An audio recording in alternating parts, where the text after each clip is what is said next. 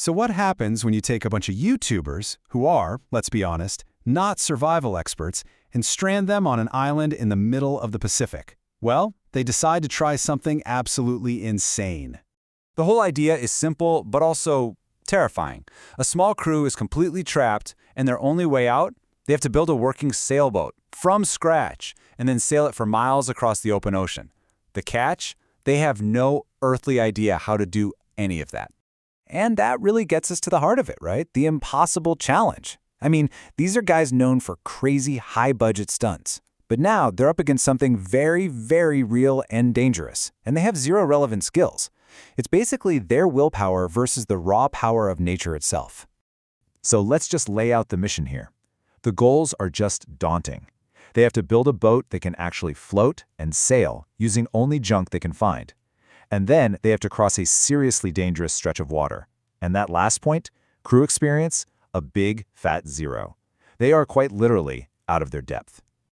And you know what's wild? They knew it was crazy.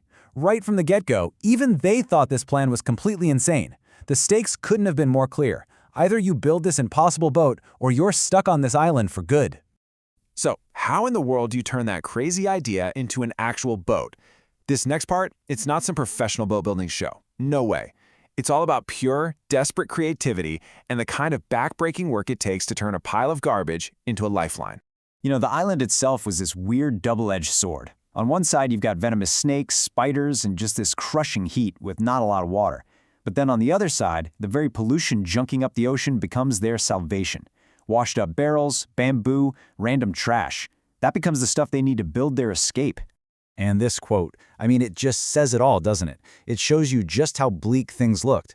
They weren't working off some nice blueprint with perfectly cut wood. They were staring at a pile of literal garbage and hoping to turn it into a seaworthy vessel. The amount of work ahead of them was just staggering. The physical toll this took was just brutal. Nolan collapsing from heat exhaustion, that was a huge moment. It's not just about one guy getting hurt. It's the point where the whole team realizes, okay, we can't do this alone. They absolutely have to rely on each other to survive, let alone to get off this island. And then, this happens, a moment of pure, absolute joy. After all that struggle, the pain, the exhaustion, and probably a ton of doubt, it floats. This is the first real sign that maybe, just maybe, their insane plan is actually going to work. Hope all of a sudden feels very real. Okay, so they built the boat.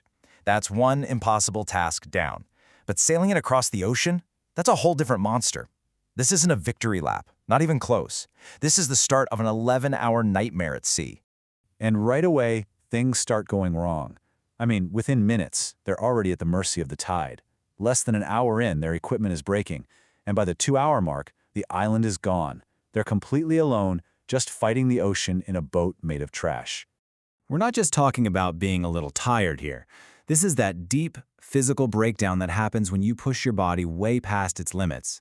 They're in serious pain, and they're only a couple of hours into a journey that has no clear end. And just when you think it can't get any worse, they hit the channel. This is their biggest threat yet. The current is no longer helping them. It's become an enemy, actively trying to drag them sideways, away from where they need to go, and out into the empty, endless Pacific. So now they're stranded again, but this is so much worse. They're not on an island anymore. They're on a pile of sticks in the middle of the ocean, totally helpless. And that hope they had, it's fading, and it's fading fast. But then, just when all hope seems lost, they're about to give up. A miracle. The tide shifts. The very same force of nature that was their enemy suddenly throws them a lifeline, pushing them back on course.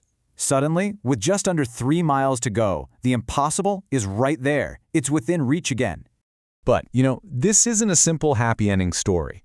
In this final part of their journey, victory is dangled right in front of them, only to be cruelly snatched away at the very last second.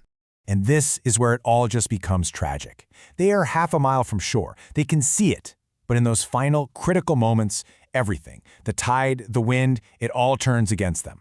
They're not just stopped, they're actually moving backward, getting pulled away from the finish line by a force they just can't fight. And that's the sound of pure heartbreak. 12 hours of non-stop agonizing work only to fail when you can literally see the beach. It's just absolutely devastating. And their failure wasn't because they gave up or didn't try hard enough. No, it came down to a simple, cruel math problem. Time versus the tide. 20 minutes. That was the tiny gap between a legendary escape and a soul-crushing defeat. You know, in the end, Mr. Beast's final words aren't just about this one loss. They're a promise.